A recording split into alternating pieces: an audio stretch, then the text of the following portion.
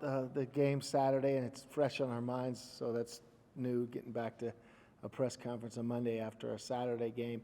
Played. I was so really proud of the way the guys played and the effort that they put forth, and we were so close to accomplishing the 3 consecutive road conference wins, which was something that'd be really, something special for this team to have accomplished, because it would have been only the 4th time in school history, and that was really so close for us and so achievable. Obviously Middle Tennessee's not an easy place to play. They have a really talented football team, and we just didn't make enough plays to win the game, obviously, but we sure made a lot of good plays on all 3 segments of the football team. I liked the ability. The punt return was really big for Torrance. I mean, I can't say enough about what kind of player Torrance Burgess is. I can't. I mean, when he was running that return back, I'm saying to our staff on the headsets, this guy's just incredible, right? And he just does so much in the open field, and he's so electric with the football in his hands.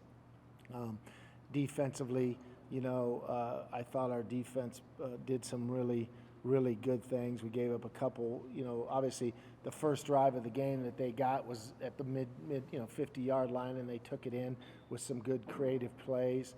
And then their second drive, they had a nice scheme that they had put in to, create a big play. And then besides that, our defense made some really good adjustments, made major adjustments, changed some of the things that we were doing, and gave up the one double cut in the third quarter. But besides that, the other points just pretty much came off of turnovers or bad field positions after stalling on 4th down. And so, and I did like the way they responded the defense responded to keep us in the ball game and give us a chance to win when they got some short fields handed to them because we needed to be aggressive on 4th downs. So all in all, I thought Tyrese Knight played extremely well, like he has. Oscar Moore is starting to really come into his own in that starting weak safety role that he has taken over.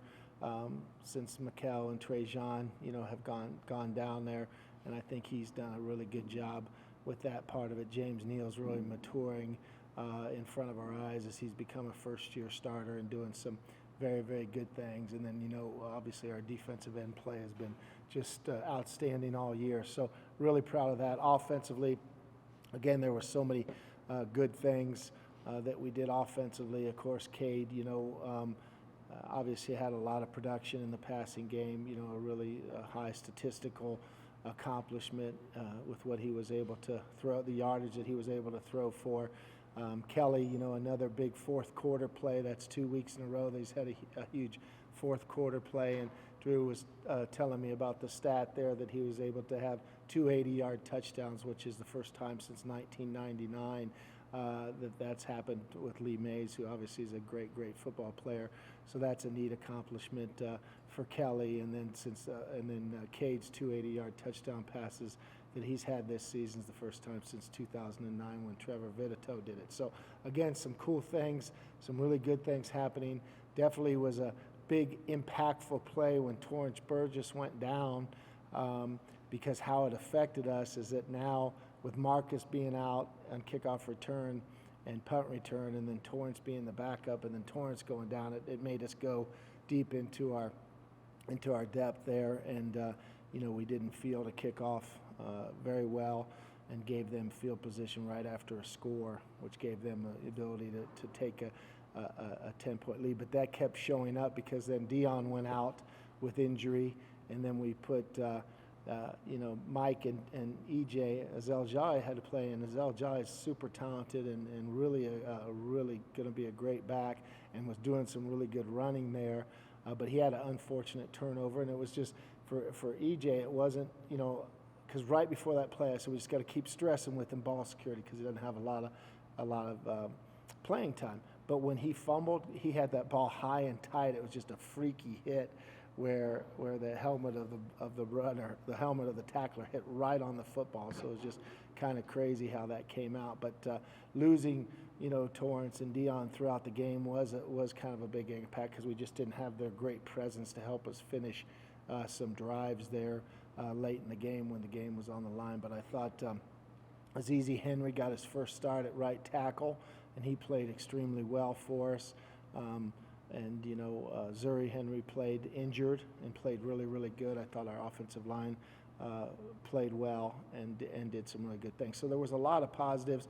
Obviously, when it was all said and done, the 4 turnovers were costly for us in the ball game because that really was the difference. Our defense created 2 turnovers, which was good, but the 4 turnovers really, again, left us where playing a lot of young guys and, guys improving in front of our eyes and then having a chance where we really should have won that football game statistically again, but didn't. But again, really, really proud of the effort that we were able to have. And then before I go into talking about Liberty, I just want to, mention our seniors, Robert, that'll be playing their last games this weekend for us, or be, involved. Of course, we've talked a lot about Gavin Hardison, right, and then Zach Fryer, again, a tight end that's been a really, really good player for us through the years.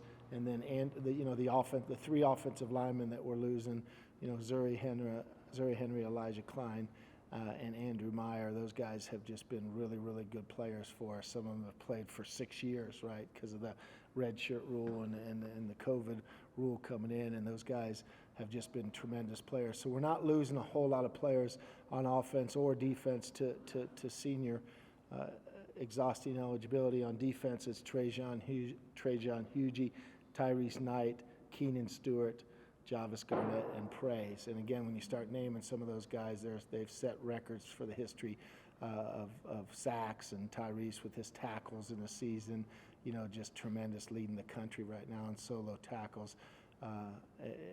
What a great accomplishment for him. And all those guys, the thing that's most special about all those guys is that every one of them I just read off has graduated and has over a 3.2 GPA, and that part of it, goes a long way. And obviously, they've had a ton of accomplishments on the football field with what they were been able to do in their achievements. So really proud of those guys.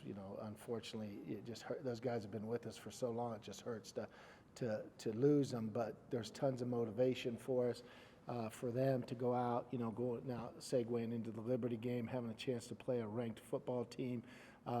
You look at we put out our scouting report every week, and you look at their games, and it's all W's, right? I mean, everybody look at W, W, W, L, W, L, W, whatever it may be. It's all W's for these guys, right? And then you look at them statistically, and they're just tremendous on offense, and they're tremendous on defense. I mean, their defensive statistics that you really shout. There's tons of good ones, but the ones that really is their turnovers, right? Their interceptions, their overall turnovers, their turnover margin, their yards per play is very, very efficient with what they do. That's a stat that I use a lot to measure a defense. They're good at their tackles for losses. They're very good on third down defensively. Offensively, you go over and talk about them offensively. It all starts with that quarterback. He's just a great, great football player. He's so athletic. He can run. He makes plays with his feet. He outruns people. He throws the ball extremely well. He's the guy that really stirs them, but they have a very good offensive line. They got a running back that's just really physical, tremendous. That's really he's one of the guys they get him the ball as much as they possibly can. They have a receiver that they use as a running back / receiver in their triple option game, and their triple option game is really, really good and really stresses the defense. And obviously they've been able to score a lot of points and move the ball on everybody that they've played this year and run through the season. Undefeated, which you don't very much run across a team in Week 12 that's undefeated like this, right? And so that's an opportunity for us to try to do something special and get a road win to close out get a home win to close out the season against an undefeated football team. So I'll open up to questions from there. What are you using as the motivation? Yeah, the motivation, Brett, is you can't get more motivation than this as far as having a chance to play a ranked team and having a chance where you have some seniors that have done some really, really neat things for your program. individual accomplishments. So, playing for those two things is our biggest motivation right now. And then to continue to improve and some of these guys getting better as the season goes along has been really, really important for us, and I'm seeing that. I'm seeing guys play their best ball games late in the season, so that's important for these guys to learn that improvement is the number one thing that they can strive for. Talking about Kelly, I think he's got 76 yards away from 1,000. I mean, obviously you can't go in there just like solely focusing on getting into 1,000 yards, but Yeah. is that something you would like? Yeah, we'd be foolish. I mean, you guys, one thing about me. I always try to speak truthful and be honest and upfront. I mean, I'd be foolish if I'm going to say, hey, we're going to not try to get Kelly to 1,000 yards, because it'd be the third year in a row. And I don't know if the 2 years in a row was a record already or tied a record. Yeah, and 3 years would be even more special, and special for Kelly. And so obviously that would be something that would be really neat to do. But we're not going to change our game plan because of it, but we'll definitely be aware of it and focused on trying to get that accomplished for Kelly and for Cade to be a part of that too, and the whole offensive line. I think even though our offensive line's had the injuries they've had, they're playing really good right now with some young guys stepping up and playing and doing some neat stuff. I'm really excited about our young offensive line, because that's always a question mark for next year. We don't lose much, but we lose 3 offensive line starters. We obviously have Hubbard coming back, who was injured last year. But then these guys that have stepped in are doing some really, really, really good things. Our young offensive line is got some super promise to it too. So, but Kelly accomplishing that's really going to be special for us if we can do it. Dion and Torrance, right? That's a huge question right now, right? I mean, obviously that's big. Neither one of them are ruled out right now. By any means. Any of the guys that went down last week are in the game again, which we had a lot. It's funny, we go into games beat up and then we lose more in the middle of a game, and it's been nuts. But everybody that went out during the game last week still has a chance to play this week, and I'm being totally honest. I'm not trying to hide anything. They all still have a chance, and all of them are motivated to play. And so it's just going to be a day-by-day process as we get closer to the game. Will you rule out Jolly? Yes, Jolly's out. Yes, Jolly's out because he's used his 4 games. Yeah, and that's unfortunate, because we'd love to have one for him right now as he comes into his own. But we definitely, unfortunately, if we need him this week, we're not going to be able to go to him. And that's where Darian Trice would come into it, one of our running backs that we really like what he's doing, Brett. And, if Dion and Torrance weren't able to go, right, and I'm not saying they're not, because I'm hoping and thinking they are going to be able to go, but if they weren't, then Trice and Mike Franklin would get a lot of the action right there. And this is a good game for Mike to get a lot of work too, as well. I think, some of the guys that are celebrating Senior Day on Saturday and praise comes to mind. Those are guys, if I'm not mistaken, kind of in your first 4 recruiting. Yes, yeah. Maybe speak about them a little bit, how special that class is. Yeah, because there's 4 of them, that were here, 6 years ago when we started, and they played 4 games 6 years ago, but they've been so special. They're guys that are super talented guys that could, in the transfer portal, have chose to leave for lots of dollar inducements and had them, right? I mean, these guys had people offer them money to leave, and they chose to stay, and that says a lot. That's why all the UTEP fans should really respect these guys for what they have chose to do, and it's neat, and it's how it should be, and it's going to be what makes them special. And when I talk to NFL teams about these guys, because they're all NFL prospects, that's one of the most important things that they like, is that the guys that stay, because those are the kind of guys that you want, that have the loyalty that's important to have winning programs. And so that's been a feather in their cap, and something that I'm really, really proud of that these guys have done. And, all of them are going to get a chance to play, at the next level, and I'm excited about watching their opportunities for them. Yeah. Just talk about how cool was it having 2 Henry brothers out there? Yeah, that's a great story, Brett. Papa G, Genovo Henry, wasn't able to get to the game, but he had his college professor's daughter come to the game to be able to see it. He wanted to be there, wasn't able to, because he's had his second heart transplant, Papa G has. and wasn't able to make that game just because he can't travel a ton. But he's here this whole week to celebrate the senior day. He was at practice today, and that was one of his big things, is to be able to see those two start together, and he got to see that, so it was pretty cool. And they both played really good, you know, because Zuri's playing with injury that nobody else would play with. You talk about motivation, and that's so cool that he's doing that. And then Azizi played really, really well in his first start, so I'm really excited about those guys getting a chance to do that. It really showed us that Azizi's going to be a really good player for us and following his brother's footsteps. So it's really a special thing for those two to have that chance to do that. Ron Salter, the quarterback for them, just the rushing attack, I think it's in the top 5 or 10 nationally. Just what you do to kind of lead that. Yeah, they can hurt you so many different ways. You know, they can hurt you with the triple option stuff, but it's just not all triple option. They'll run the conventional, you know, gap schemes and the conventional stretch and inside-outside zone schemes. And he's just, whether he's running it himself, calling his own number, or he's a read on he's a possibility option on the keep part of it. And I'm not just talking about the triple option stuff that they create, but then the triple option stuff that they create, they got some tremendous schemes. They do a great job schematically with their schemes. It's cool to watch, you know, the quarterback run game and how they use it. But he'll outrun people at times too. You'll have somebody on the quarterback and you'll have somebody on the pitch, and he'll outrun the guy on the quarterback and get out there, and now you're a hat short. And so he's really, I mean, you watch him play, and he just is you know, as good a quarterback for their system as anybody could want to have, and he's just a sophomore. So it's pretty neat that he's really risen up. He, you know, played 2 years ago and then redshirted last year, and he's just a very, very good player. You know, Liberty, obviously, they're ranked undefeated, like you mentioned. You look down the win column, it's just all W's. Does that add extra motivation for you guys? Obviously, having a ranked opponent come to the Sun Bowl and an opportunity to play spoiler on what?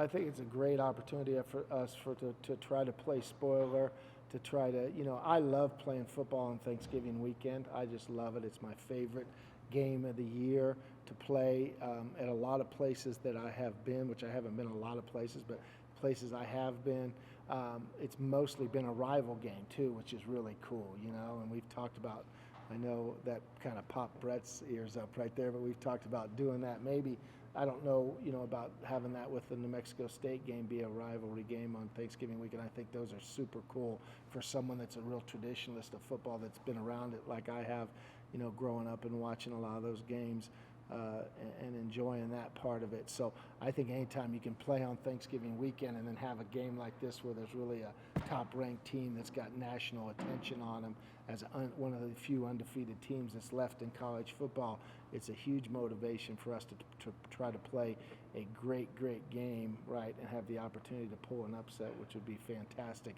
Obviously, we got to play fantastic to be able to do it. But as we know, this team has shown the ability to play even through the trials and tribulations of the injuries. When we play good, just like last weekend, we can play at a high level. You know, we just got to do it for 4 quarters and not have any mistakes that are going to cost us a game. Obviously, they've got kind of advantages and resources no one else in the league has. But are there things they do that you guys can emulate, use as a model? Yeah, there's things that they do schematically, I think, Brett, more than anything, you know. Yeah, they got the resources, yeah, but they've been coached really well this year, okay? And so that part of it has to be said, you know. The model of what they do, you know, a lot of times the resources allow them to do some things that don't allow some of us to do, that we can't do, you know, because that's just facts of college football. The people that they have a Power 5 budget, right? But with all that being said, they are coaching their kids extremely well this year too, you know, and that needs to be, you know, well documented, that they do a good job putting their kids in good positions to win football games. They really do. I'm not just saying that. All the stuff I'm saying about Liberty right now is not coach speak. It's just facts. They're just playing really good football. You don't go undefeated in our game, you know, flawless like they have, unless you're doing so many things right on, you know, with what you're doing with your players. So hats off to them, and that's what makes it more exciting to try to put together an upset for them.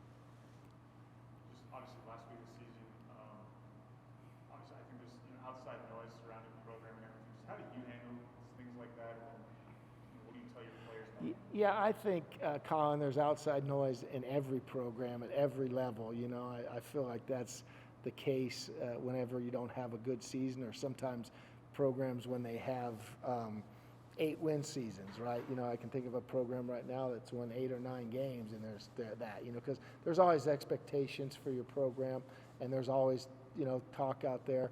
You know, the talk isn't, you know, the best thing for a program. The best thing for a program is that, you know, you encourage the players, right? Encourage the team to do what they can do, so you don't have an effect on recruiting, right? You know, so to me, again, I stay locked in, because I think if a coach ever gets on social media or does anything, he will really, really curb his opinion on things. He'll start changing the way he coaches teams. And, you know, I've been at places where we've been 10-1 and we might lose a game, and you're getting drilled on social media, right? That's just part of life, right? You're getting, you know, you just took a team to 5 in the country, you have one bad game, you get drilled, you know. So that social media is what it is, you know, to me as a coach. So, you know, it's got to leave it at that. So, okay. Thank you. Thank you, guys. Yep. Yeah, thanks.